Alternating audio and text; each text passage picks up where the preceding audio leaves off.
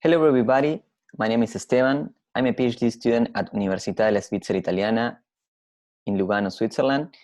And I'm going to present our work in collaboration with Seyed Bahrainian and Fabio Crestani, titled A Dataset for Research on Depression in Social Media. What are mental disorders? It comprises a broad range of problems with different symptoms, generally characterized by the presence of abnormal thoughts, feelings, behavior, and relationship with others. The most common examples are depression, schizophrenia, eating disorders, and many others.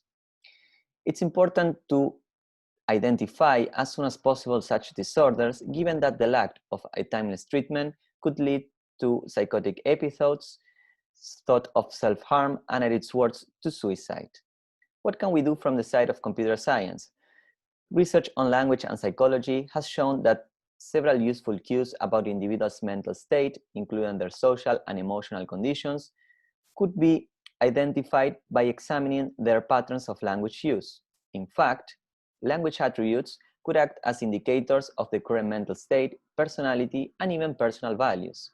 This is because such mental-related variables are encoded in the words that individuals use to communicate. Moreover, an increasing number of users are using social media platforms to share their feelings, thoughts, and moods on a daily basis. And therefore, these sites have become promising sources of data to study different mental disorders such as depression. Although, despite the great importance that research on mental health through the analysis of social media activity has, datasets are limited and resources are scarce. In fact, collecting large amounts of labeled data could be a complex and time-consuming task.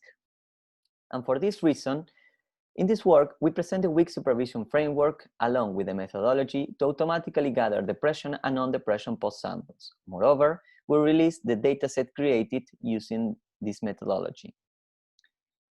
Under this scheme, we're going to have two types or two groups of posts. Positive post-samples, which are those providing some evidence of depression, and control post-samples, which are those not providing any reference to depression. In the first case, given a set of social media users for which we have a definitive knowledge that they are suffering from depression because they have self-declared or because they have compiled a standard questionnaire such as the BDI, and a history of their textual post, we're going to define two heuristics to automatically select the posts. The first heuristic is going to be based on the sentiment polarity score, while the second one is going to be based on the topical similarity with the depression taxonomy. In the case of the control post, we're going to randomly collect such set from a group of healthy users. The first heuristic is based on the sentiment polarity score, also known as semantic orientation or valence. Research has shown that the sentiment polarity score of a post could be linked with the emotion evoked by that piece of text. Therefore, we hypothesize that when that value is negative, it could be a good indicator of distress or unhappiness, especially when those posts have been written by individuals suffering from depression. It's also important to exclude from this set the false positive or noisy post. For instance, that's the worst name I ever heard. It's also a piece of text with a negative polarity score.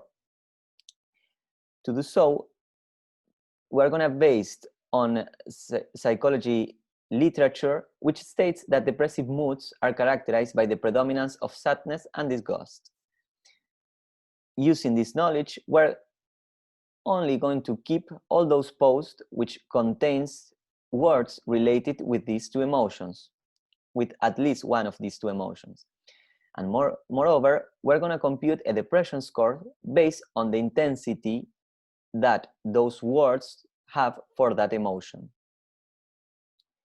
The second heuristic is based on the topical similarity.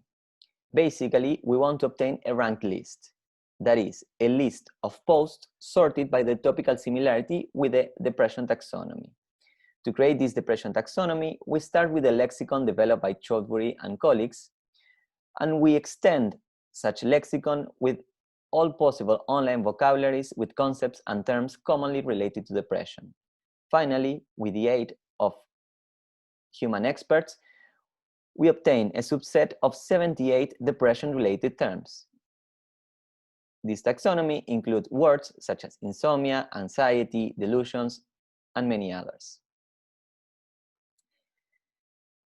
Now, the second step, the following step, is to validate the methodology and the heuristic defined. To this end, we're gonna automatically draw the post from the IRIS 2018 collection. This collection is comprised of two groups of users, depressed and non-depressed, along with their history of textual posts. The goal of this validation step is to verify or to determine whether a classification model trained with the automatically generated sets, it's able to effectively distinguish between posts which are expressing or providing some evidence of depression signs from those which do not. And for this reason, we also create a validation set by randomly sampling 200 posts from each class in the IRIS 2018 collection. And we ask 3 human experts to label them.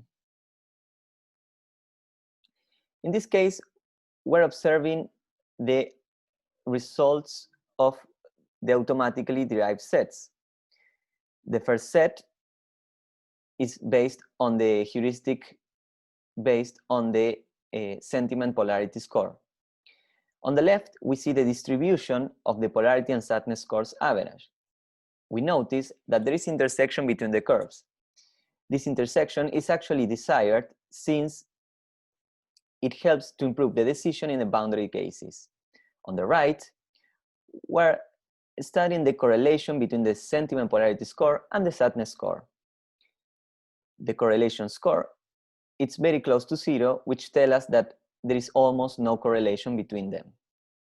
The same study is repeated for the automatically generated set based on the heuristic, based on the topical similarity with the depression taxonomy.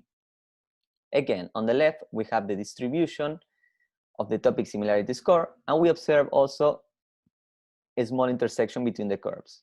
On the right, we're finally studying if there is some correlation between the sets obtained by each of these heuristics. As can be seen, the correlation score is very close to 0. Finally, as stated before, we train different classification models with different features using the 2 automatically derived sets. Overall, a higher recall is obtained when the model is trained using the post collected by the first heuristic, while a higher precision is achieved by the models trained with the second heuristic. To conclude, in this work, we have introduced a methodology for automatically gathering post samples of depression and non-depression. We're also releasing the automatically created dataset and the validation dataset in order to foster the research on mental health and social media, and we also release the code for reproducibility. Thank you very much for your attention. I hope you enjoyed the presentation.